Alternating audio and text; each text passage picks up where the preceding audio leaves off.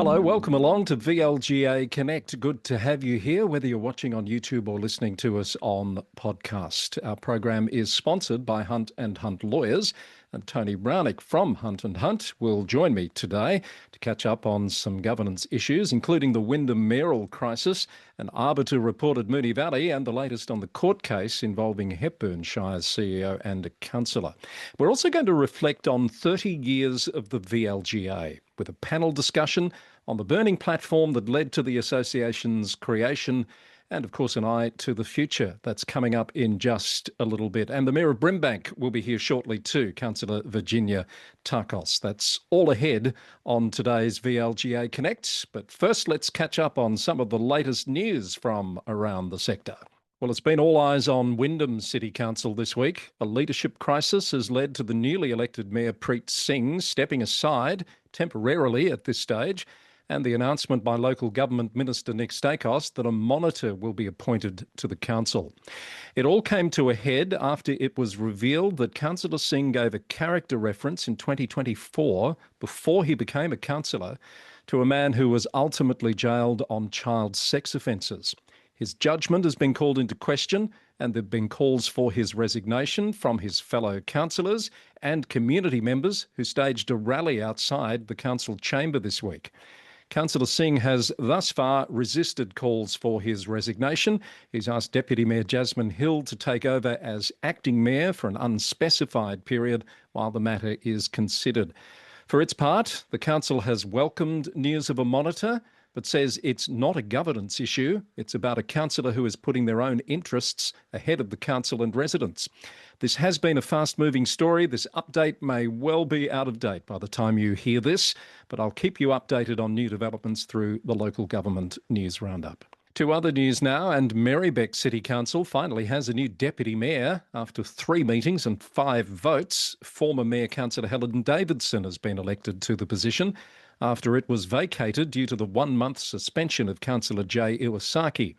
Councillor Davidson was the only nomination for the role on the final occasion. In all 4 previous votes, the nominations were Councillors Liz Irvin and Katarine Theodosis. Brimbank Council will also have a new face at the helm of the organisation come June. Veteran urban planner and community advocate Kate McCackey has been named the council's new CEO. Kate has held senior roles previously at Borondara, Whittlesea and Moonee Valley councils. She officially begins in the role on June 15.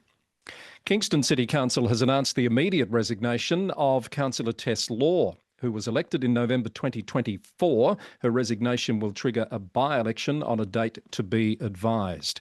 Meanwhile, the date has been set for a by-election at Latrobe City Council after the resignation of Tracy Lund. Election day for the postal election is officially the 1st of August.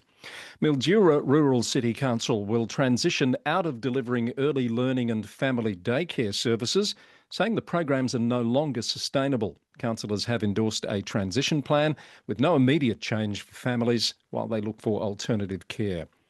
Knox City Council wants the Victorian government to tighten the rules around rooming houses and to fund better oversight. The council says rooming houses are a key part of the housing system, often used by vulnerable residents, but regulation is spread across multiple agencies. It's calling for stronger minimum standards, tougher enforcement and penalties, and more regular inspections. From July 1, 3 councils in Melbourne's southeast and Gippsland will get a new provider for their immunisation service. Cardinia Shire, the city of Casey and Bawbaw Shire have endorsed a shared contract with HCA Healthcare Australia, replacing the current provider as the deal expires. The councils say the new arrangement will cover national immunisation program vaccinations, plus school sessions, council flu programs and catch-up clinics.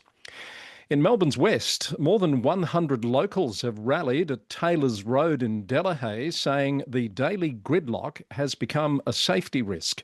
Brimbank Mayor Councillor Virginia Tachos says the community has reached breaking point, with thousands of people stuck on a road never built for today's traffic. Mayor Tachos, lovely to see you. Thanks for your time. Good morning. How are you, Chris? Excellent, thank you. And how have you been since you've taken on the mayoralty? It's been a really good year in terms of lots and lots of activity, and also adding to that being an election year, a lot of meetings and advocacy going on. Excellent. And can I say, we're only seeing pretty much good news or the things the council's working hard to deliver in the headlines and not some of the stuff maybe a few years ago that was capturing attention, which has got to be a good sign for how the council's functioning. Absolutely. We've really made a strong commitment amongst councillors to work together and to working with in a positive manner towards positive outcomes for our community. And I think that is really working well. Excellent. Well done to you and the team. Now, by the time most people see this, you'll have had this big community rally at Taylor's Road. This is a massive Yes. community campaign that you're leading on behalf of the community. What's the primary message that you're hearing from residents about this? The primary message is that this is a major thoroughfare, a major feeder road to the growth corridors and the new suburbs. A lot of this growth is happening in the west, as we know, Chris.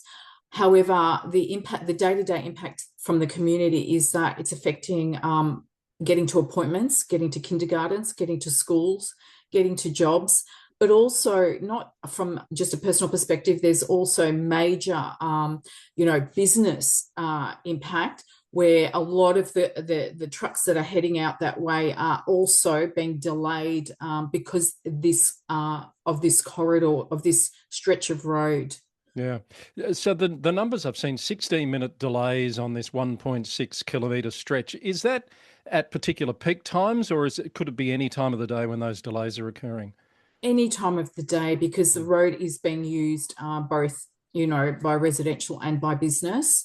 And it was it was initially a local road and it could have coped with the traffic. But now it's exceeded its purpose as a local road and it really needs to be rebadged as a state arterial road. Right. And also duplicated in that certain corridor where the bottleneck really becomes, like you mentioned, the delay is incredibly hard to navigate.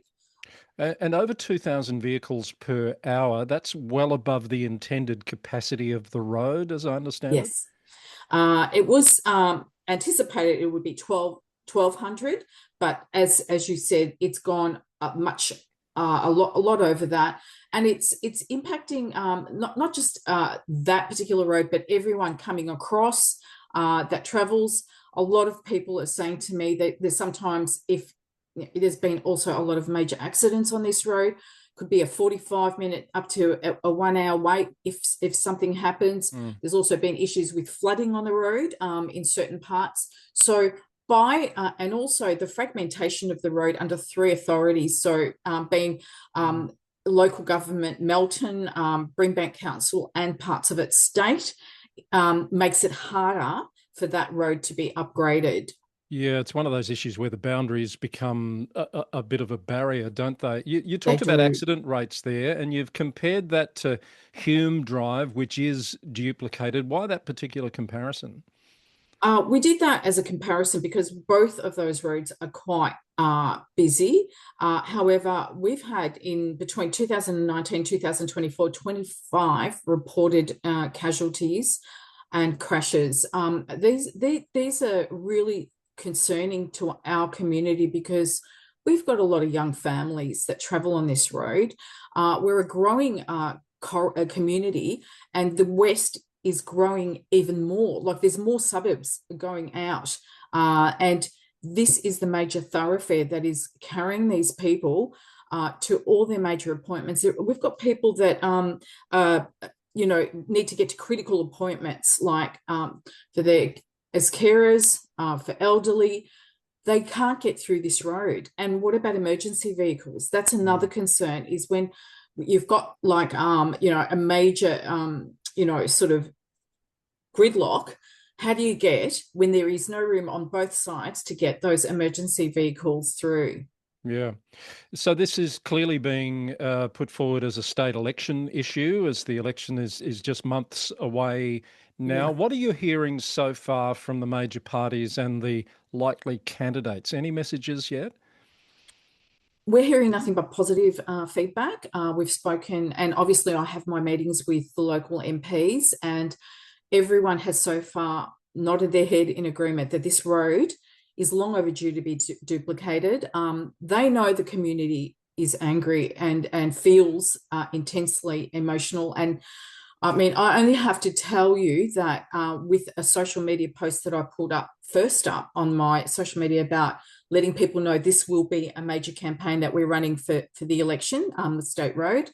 I got 180,000 hits and views. The reshares are multiple, but the likes that we are actually putting this forward as a top tier election campaign ask, over 700 likes, and people just relaying to me daily their stories are really, poignant, and I'm passing them on directly to the politicians when we meet. And I think they all nod in agreement that this road is due to get duplicated. So duplication is the aim here. Obviously, that needs to be funded. What are you looking for from the likely government on this? Okay. We don't have a specific ask, but we're asking for the particular road that we're asking for is between Kings Road and Gilson's College. That's where the bottleneck is. There is a little bit more ease before and, after, but this actually is where once people are leading towards that bottleneck, it gets incredibly hard and movement comes to a standstill. People need to get to their homes from work.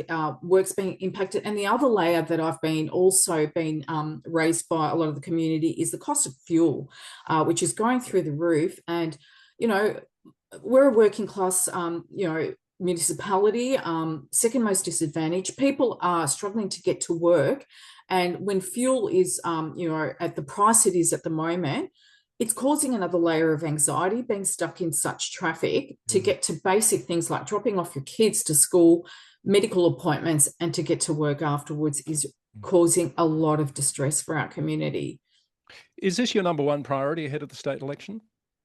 It is a gold priority. Number one, obviously, the Sunshine Super Hub, as you are aware, is another priority. And we have had a really positive, a launch of that. And we're just asking for a bit more detail about timeframes. And also the community is extremely excited about the engagement that it's been asked to be involved with to provide a lot more input around what the Sunshine Super Hub can look like. I mean, we've seen some great examples of like Arden Station and so many other stations that really build a real story into that station. We would like Sunshine Super Hub to have similar treatment, and I think the community, that the fact that they're going out to community to engage is a really important thing, but also to put in things like lifts and accessibility. Our community needs all that input to be taken seriously with the project. So yes, it is one of our number one, but we also have the Sunshine Super Hub. Sunshine Super Hub is massive. The airport rail link and the potential for what it's going to do for Sunshine and the broader West. As you know, I've had a little bit of involvement in the community reference side of this for some time. But it must just be such an exciting time to see this finally happening for you and your council. Well, I've been involved since 2016. And we've always talked about, transforming the West and uplifting our community. And this, I feel, is the turning point. This is what will, relay that uplift to our community, not only economically, but it'll bring so much more tourism. It'll also create jobs, greater connectivity, obviously, of the regional lines to the airport. It will actually make us a city that people wish to visit.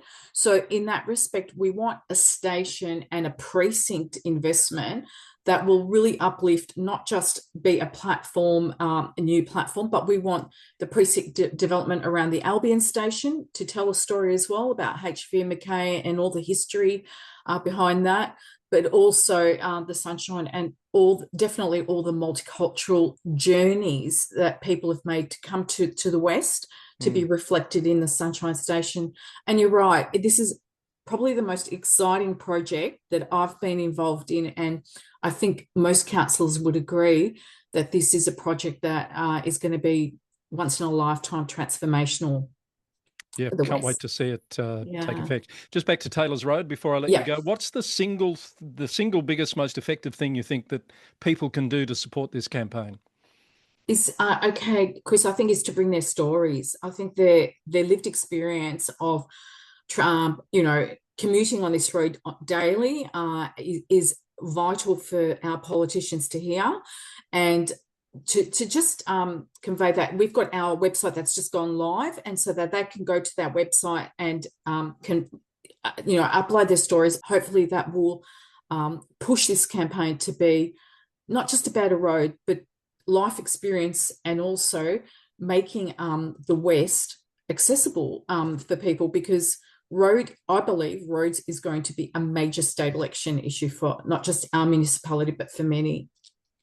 Well done on taking the lead on this important priority for Brimbank Council and community. And thank you for coming on VLGA Connect to tell us about how that's going. I'll look forward to checking back in with you perhaps down the track with hopefully some good news.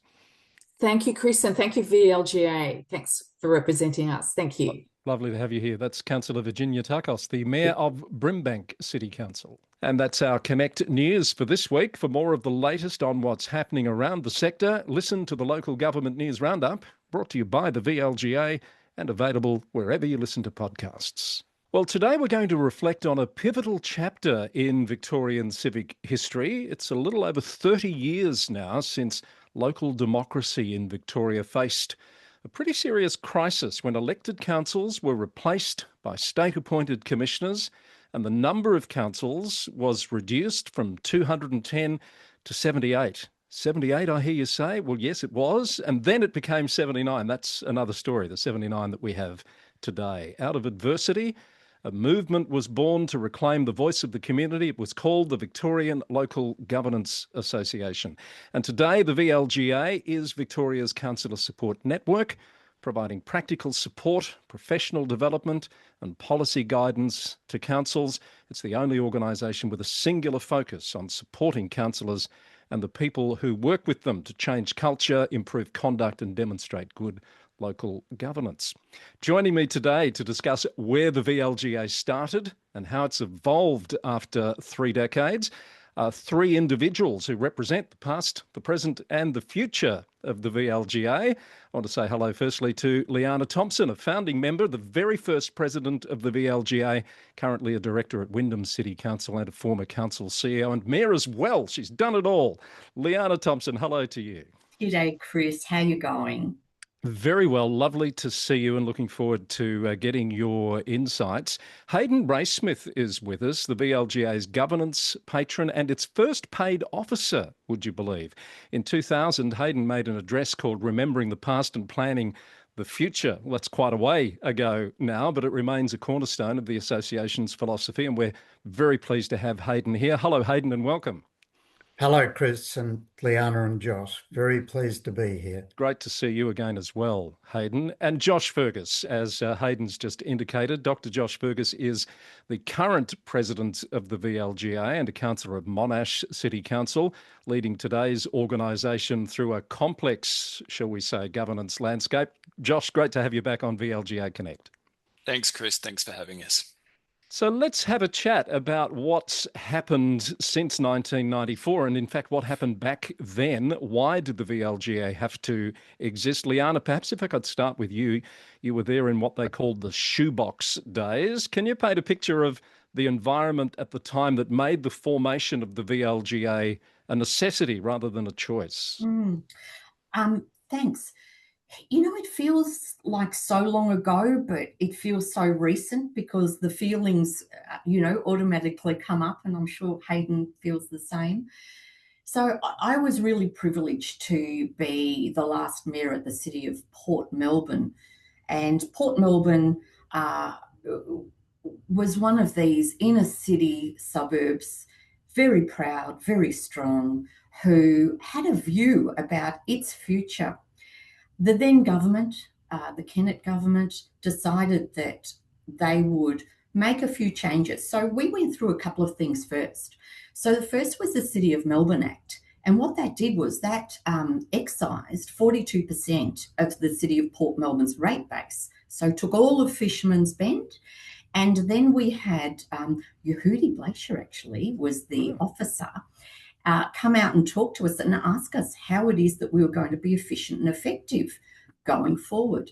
Well, that was the start of what became the reform, and that was, as you talked about, the 210 councils that became 78.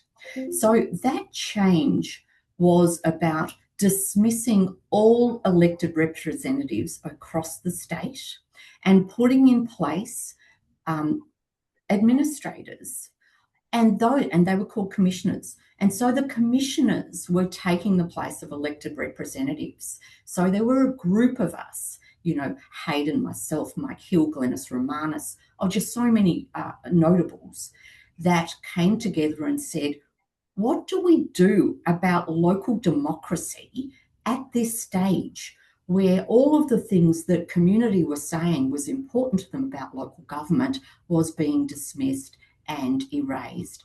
And so that started a conversation over red wine and formed the basis of the VLGA. So, Hayden, I think you've described it as having been born out of adversity. Did it actually feel like you were swimming against the tide at the time? Not only swimming against the tide, but you had people above you trying to beat you as you were swimming against the tide to stop you swimming. There was a very determined effort by the elected government, Kennett's government, and the officials at that stage to really squash any form of local democracy and representation. So the first challenge was to get like-minded people together to form some sort of voice for local democracy. Mm. You talk about that sort of threatening environment almost there, and I think some of the people involved at the time sort of felt like the personal stakes were pretty high for being involved with this. Is that fair, Liana? Oh, very much. There were repercussions for people's employment. People were called out, named and shamed in really obvious and unusual ways for a government to act against its citizens. Wow. Josh, I wonder what you think of all of this, hearing about what that climate was like at the time as a councillor now and as the president of the VLGA. I think it just demonstrates how important it is for us to keep an eye on that balance of power between state government and the local government sector. I don't think we can take anything for granted. We've been through this as an organisation before. The organisation came out of these sort of struggles, and I think we need to really keep an eye on it, not be afraid to say when we don't agree with the direction that the state is taking with respect to local government and local governance. There are issues that we frequently need to push back on, and I think in a time right now where we are, we're regularly seeing monitors appointed, where we're regularly seeing councils in administration, we have to keep on top of this relationship and be communicating to the state what our expectations as a sector are and what we're going to do to protect local governance for our communities. Hayden, perhaps before we move on from those first days, how did you move on then from that environment that's just been described to getting the VLGA into a position where it was a voice that couldn't be ignored, essentially? Well, I think we had one advantage, and that was that the media really had no go-to organisation to provide an alternative view or to challenge the government in its very high-handed actions. And so once we incorporated and registered the Victorian Local Governance Association, we were a bit of a go-to for the media. And the first step was simply to get a group of like-minded people that they could engage with, but not have it appear to represent any political party. And so we were at pains to have people from all backgrounds and all political parties join us in the early days. And certainly over time, the Minister Hunt, who'd been the Minister for Local Government in a Liberal government, was a very keen supporter that provided an outward demonstration that it wasn't just a Labor Party front. One of many ministers for local government that we've had since those times, of course. Hayden, it's something that jumped out at me from your 2000 address. You made the comment that the name change to governance, or the inclusion of that word in the name, was perhaps more profound than anyone had anticipated at the time. Yes, it was. We did initially try and register as the Victorian Local Government Association, and had to they wouldn't let us do it. And so we had to very quickly adapt, and the term governance was introduced. And that proved to be more inclusive. So it included community organisations, non-government organisations that we formed partnerships and alliances with, and it combined elected representatives and ordinary citizens who wanted to support local democracy. So as it turned out, the term governance was more inclusive than simply calling it local government. Yeah. Liana, can you recall how many of the new group of councils came on board in those early days as members or participants of the VLGA? My memory is I've got 42 in my mind, Oh. Hayden, as the original number of local governments, which was pretty good when there are only 78 of us. Mm. So, It took time to build up to that number, Liana. yeah. The very early stages of being a voice only involved 7 local governments. But as we started to be more active in the media and be a voice for local government, other local governments began to join, and it really expanded so rapidly when local governments were reformed, that we had to wrestle with an issue of not compromising the original principles of local advocacy, just to expand the numbers. And so there was quite a bit of debate about whether we want any more local governments, if that's going to compromise the original principles. And am I right in thinking that back then there was a thought that perhaps the VLGA's existence might only need to be for a short period of time, that you'd be able to close the books on the VLGA once we were back to this democratically elected environment? Is that right, Liana? Absolutely. Yeah. I think that was always our view, that it was a moment in time, and it was a response to an issue where democracy had been abolished in a way in Victoria, and where community didn't have a voice. That's why we had that bicameral membership as well. Community members were part of it, was because there wasn't a space for community groups, for individuals to be able to have a say or have a view about their local government. Yeah.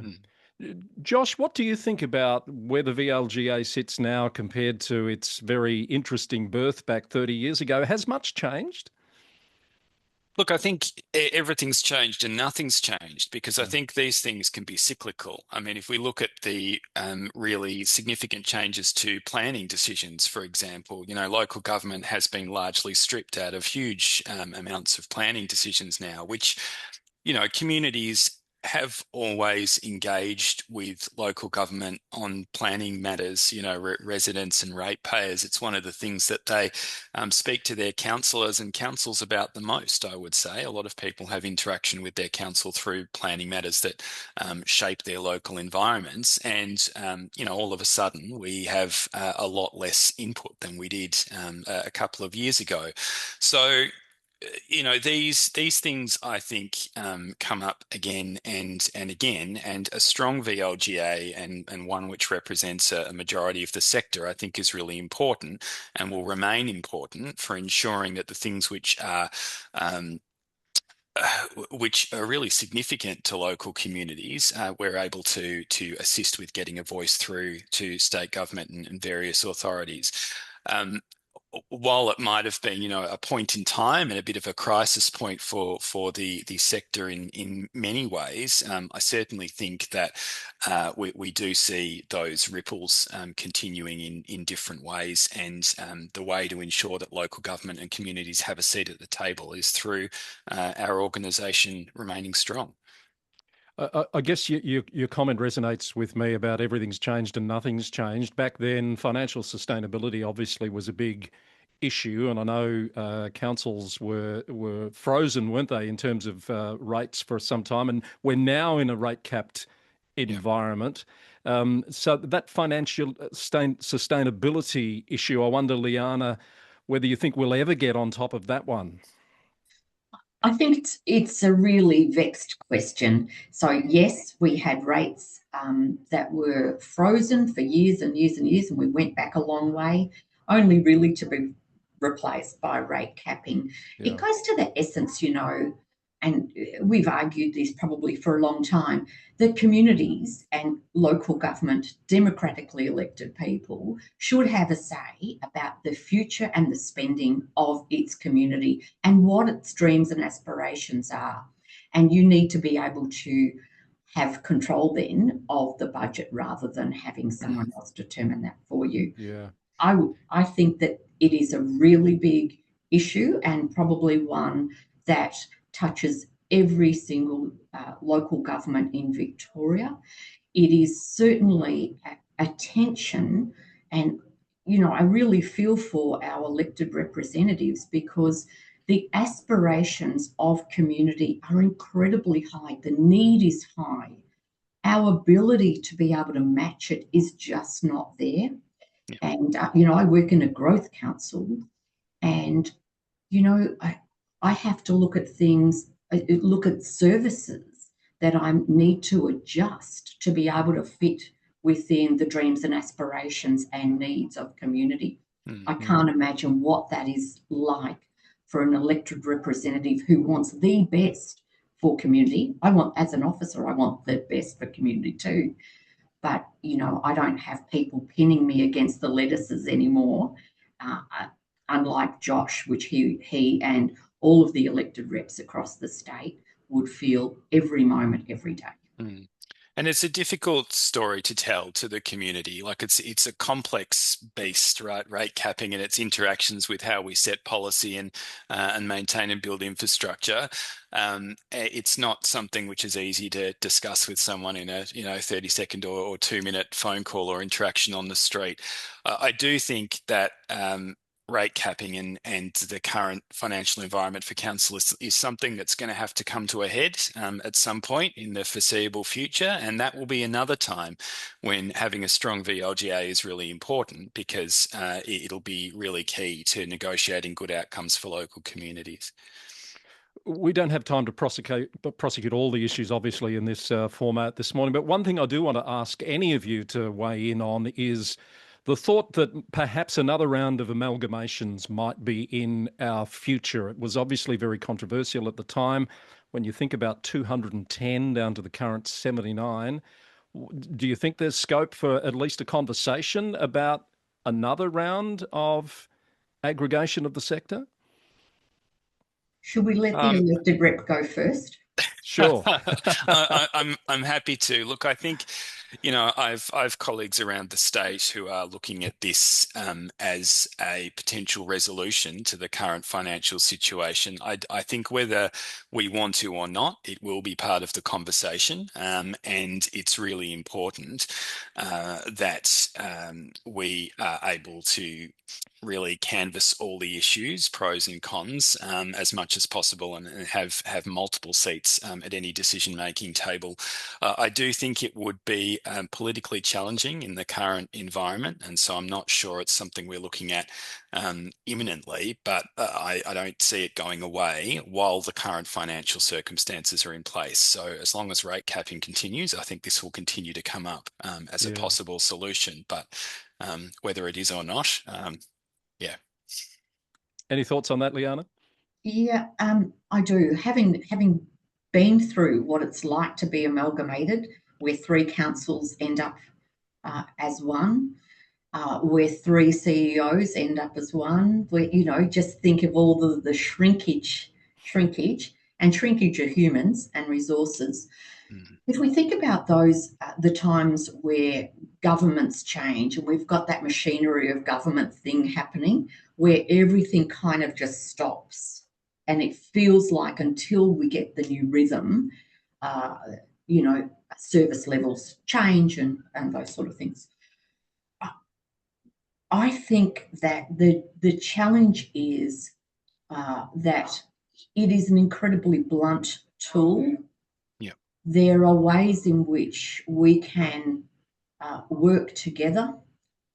I think that people need to be at the table rather than having it done to us again, where lines on a map are drawn.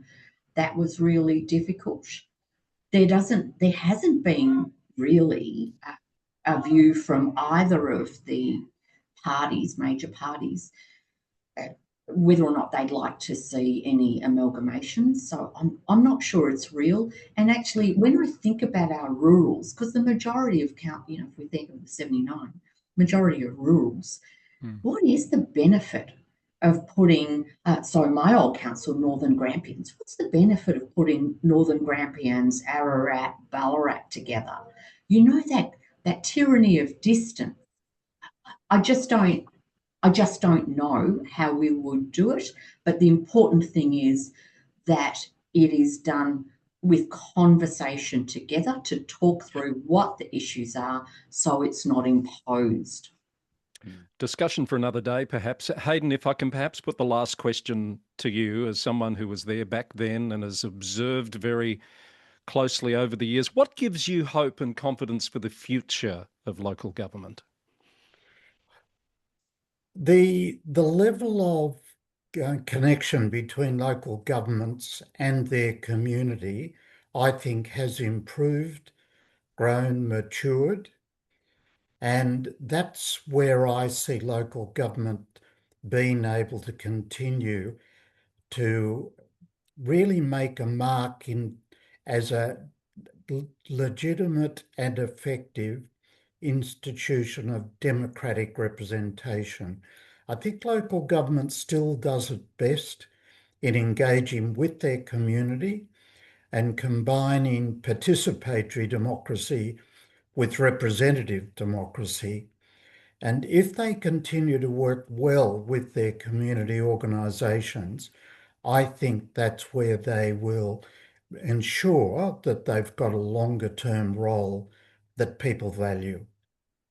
I think that's a really nice note to end on. Thank you for that. As we've heard today, the VLGA, as we reflect on 30 years, it's more than just an association. It was a movement rooted in a fight for the fundamental right of communities to have a say in their own destiny, a conversation that's still being had right now, as you've just heard. I want to thank Dr. Josh Fergeus, President of the VLGA, Liana Thompson, the very first President of the VLGA, and Hayden Raysmith, the very first paid officer of the VLGA. It's been lovely to have you here, and thank you for your insights in today's discussion. Thanks, Chris.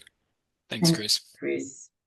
Well, how do you round out a jam-packed episode of VLGA Connect? We've covered a bit of ground already. Well, you do it by bringing in Tony Raunic from Hunt and Hunt Lawyers to catch up on some really hot topics that are going around at the moment. Tony, welcome back.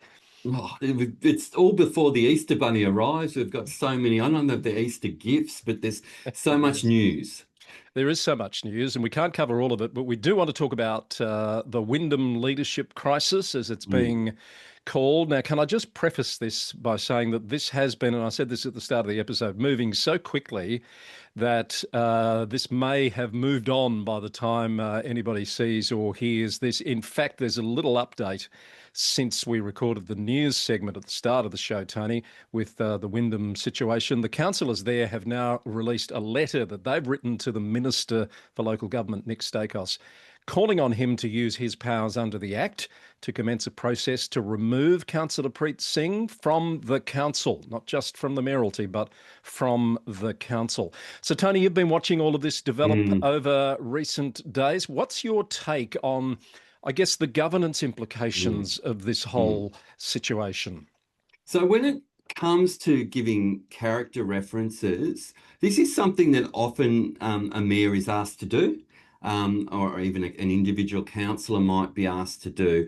And I want to stress that Councillor Singh, he was, when he gave this reference, he wasn't actually a councillor at the time. I believe it was in April 2024, prior to those November 2024 council elections, that he gave this particular problematic reference, it would seem. But when a councillor or a mayor gives a reference, I get that how that can reflect upon the council. It's an endorsement, if you like, from a leader of the community endorsing the character of a particular individual. And if you're doing that as a councillor or a mayor, you ought to think, well, how would this decision to give a character reference reflect on the reputation of my council?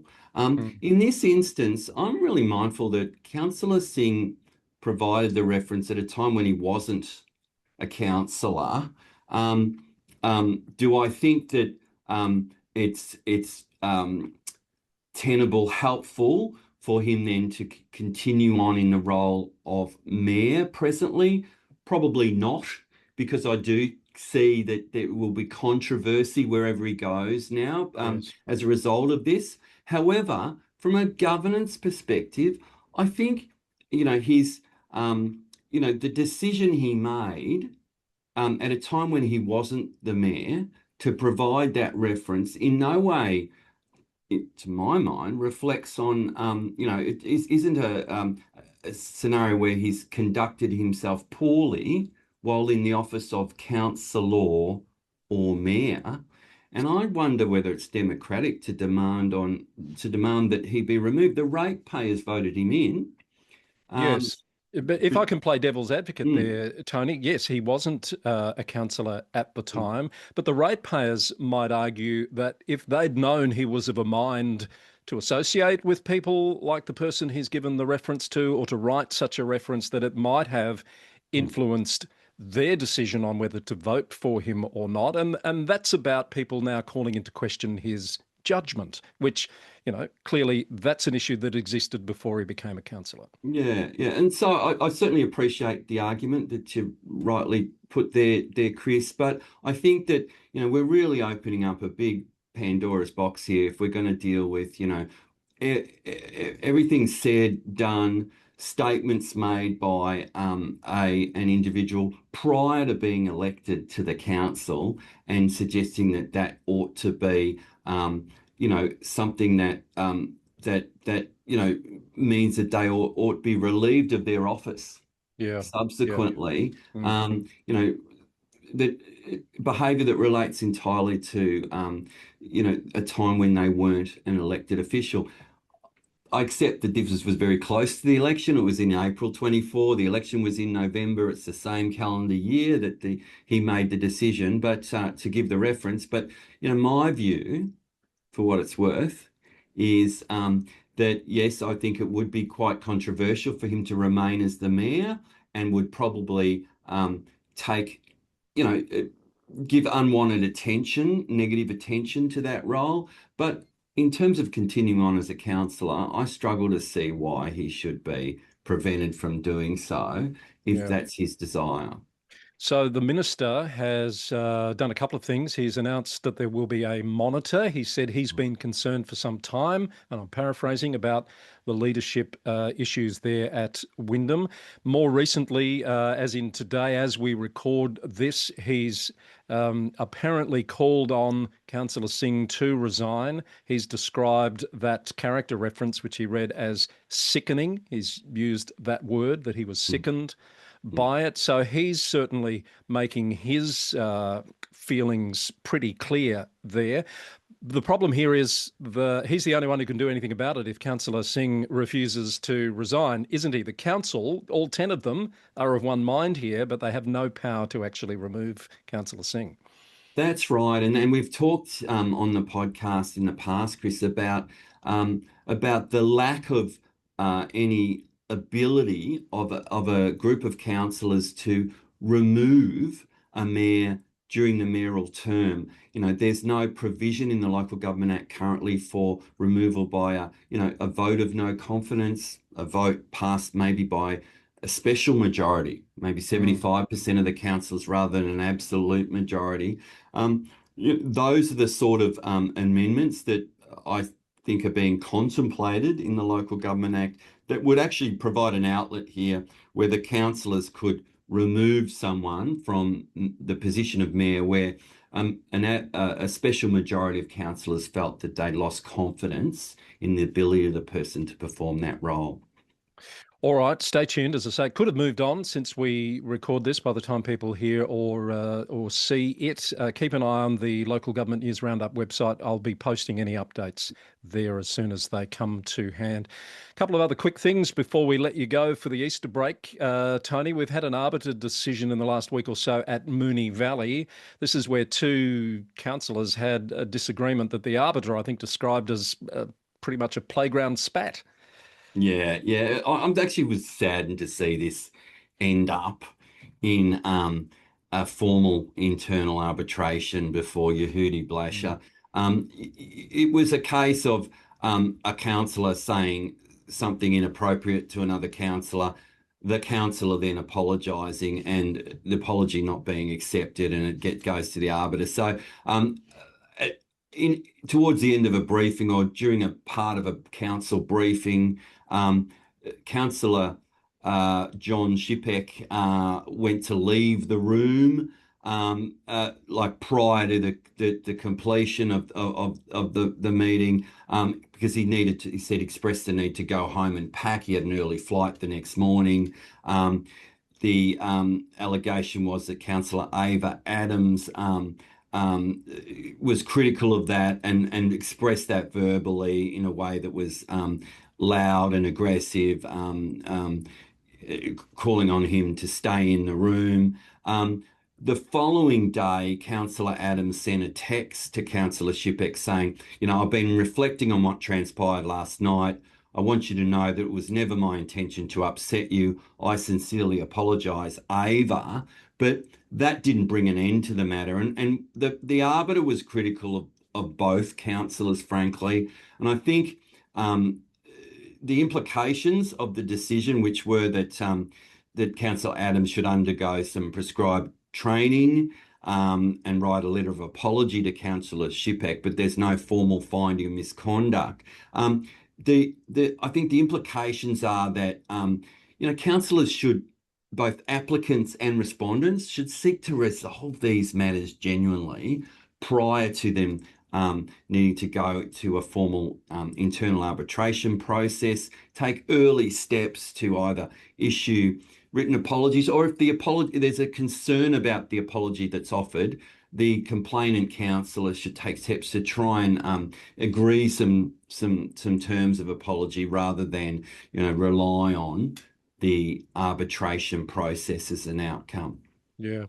And the arbiter, I think, or much has been made of the fact that it's cost nearly $5,000, I think, to get to this point, when it could have, in the arbiter's view, been resolved, in an adult way. can I say? Yeah, Frank, I'm a little bit surprised that the Principal Council Conduct Registrar let this one go ahead. Yeah, I've heard that. I sent it back. Yeah. Yeah, as well. All right, so that one, as with all arbiters' decisions, is available to read if you'd like to delve into the finer detail. And finally, we've seen some media on the Hepburn Shire Council case being in court the last week or so. This is the matter against Hepburn Shire Council CEO Bradley Thomas and Councillor Don Henderson, which has led to Councillor Henderson having to stand down while it plays out. So where is it at? Yeah, so we've talked about this. It's a private prosecution by a guy called David Penman, who's a local accommodation business owner, owns this business called Clifftop at Hepburn. That matter went to a pre-trial hearing on Thursday, the 26th of March at the Ballarat Magistrates Court.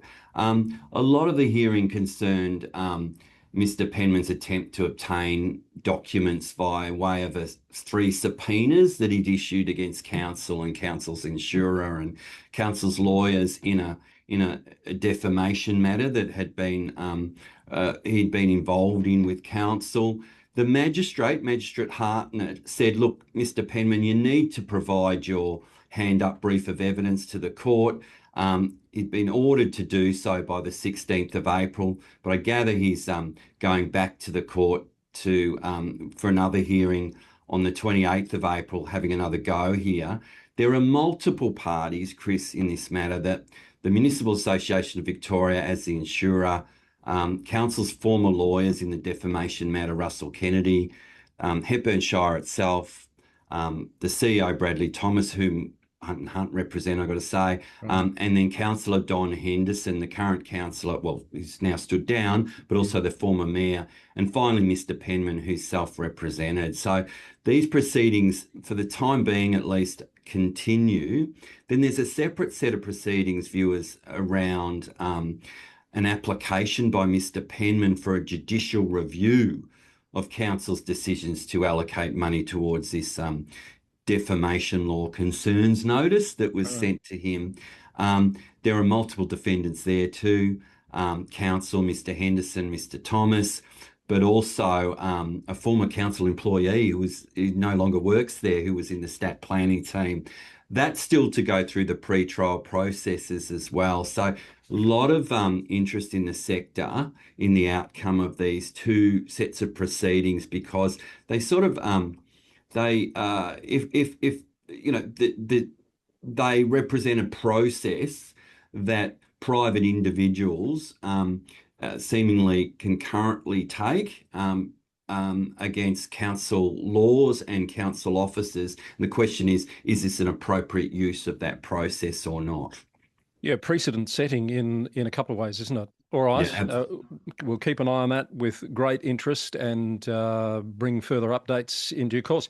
Thank you, Tony. Lots to keep on top of. Let's hope it's a fairly quiet and peaceful Easter with not too much emerging, and we can come back and talk all things local government in the next few weeks. Have a great Easter break. Thanks very much. You too, Chris. Tony Raunic from Hunt and Hunt Lawyers. Well, it's been a bumper edition of the show. I hope you enjoyed the discussion about 30 years of the VLGA, as well as that update from Tony there. And thanks also to Councillor Virginia Tachos from Brimbank, my guest earlier in the show. Don't forget to hit subscribe on YouTube or your podcast player to make sure you don't miss future episodes of VLGA Connect. Until next time, thanks for watching and listening, and bye for now.